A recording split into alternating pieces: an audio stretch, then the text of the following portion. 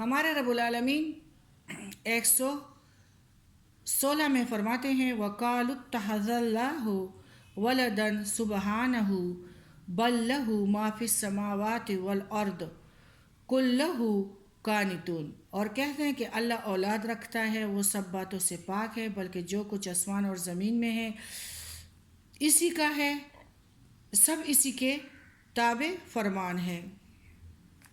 اللہ کسی خاص سمت کو یہودی نصارہ کا یہ خیال بالکل غلط ہے کہ اللہ کسی خاص سمت کو پسند کرتے، اس لیے اس کی طرف منہ کرنے کے لیے ہمیں بھی کسی خاص سمت کی طرف مڑنا چاہیے۔ اللہ نے اس کی تردید کی اور فرمایا کہ وہ کسی خاص سمت یا عبادت گاہ کی چار دیواریوں میں محدود نہیں ہے، بلکہ وہ کائنات کا مالک ہے اور اس کی کوئی حد نہیں، اس لیے جس طرف بھی چاہو رخ کر کے خدا کو یاد کر لیا کرو، اٹھتے بیٹھتے لیٹتے کروٹ بدلتے ہوئے وہ تمہاری طرف متوجہ ہے، اور تم لوگ اللہ کے ساتھ مناجات کرو، باتیں کرو، اٹھتے بیٹھتے لیٹتے اور چلتے کیا کرو؟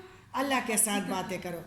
جانماز بھی ضروری ہیں، لیکن اللہ کے ساتھ بات، یہی قانتون، یعنی قانتون کا مطلب ہے قنوت، جس طرح ہم دعائے قنوت کہتے ہیں، اس کا مطلب ہے یعنی ایک اللہ کا حکم ماننے والا، اطاعت گزار۔ قنوت اس لفظ سے ہے، نماز وتر کی دعا کو دعائے قنوت اس لیے کہتے ہیں کہ اللہ کی کامل اطاعت اور فرمانبرداری کا عہد ہوتا ہے۔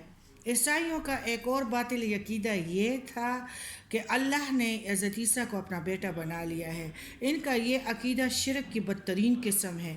اللہ نے فرمایا کہ وہ ان کے تمام بیہودہ باتوں سے پاک ہے، اس کی کوئی اولاد نہیں ہے، وہ ایک ہے، وہ تمام کائناتوں کا مالک ہے، زمین آسمان میں جو کچھ ہے سب اسی کے حکم کے تابع ہیں، ہر جگہ اس کی سلطنت ہے۔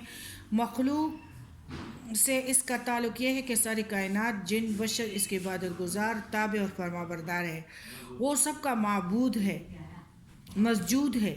کائنات کی تمام چیزیں اس کے حکم کے آگے سر جھکائے ہوئے ہیں۔ انسان کا کمال بھی اسی میں ہے کہ اس کے آگے سر جھکا دے اور انکساری اپنے اندر پیدا کرے، ایک اللہ کے لیے لڑے لیکن انا کے لیے کبھی بھی نہ، اپنے لیے نہیں۔ کس کے لیے لڑے؟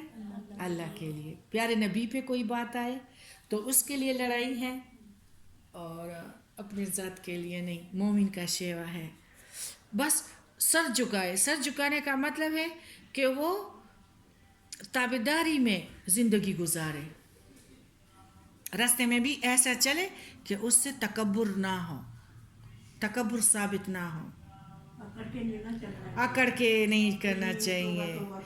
اللہ کے بندے جو ہیں وہ ہر وقت تابع ہوتے ہیں، جھکے ہوئے ہوتے ہیں اور فرمانبردار ہوتے ہیں۔